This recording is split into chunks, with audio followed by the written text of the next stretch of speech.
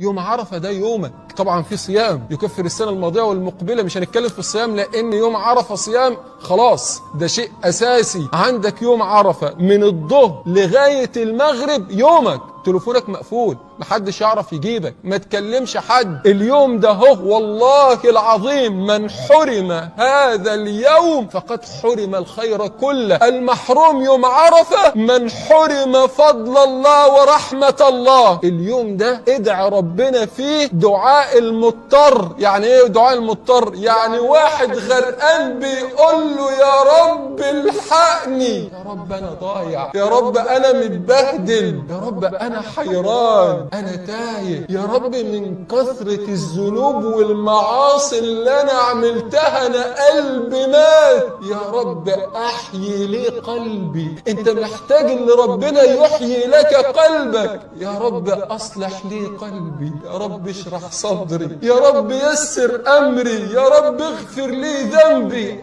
عندك ذنب تعبك قل له يا رب عافني منه. عندك ابتلاء ادعي ربنا يرفع عنك هذا الابتلاء. يوم عرفة ده الملحمة الكبرى. يعني ايه اكون او لا اكون؟ انت متخيل يعني ايه ربنا يتقبل منك يوم عرفة؟ يعني ربنا سطر اسمك في سجلات السعداء. انت عارف يعني ايه ربنا يتقبلك يوم عرفة؟ يعني ربنا جبر بخاطرك.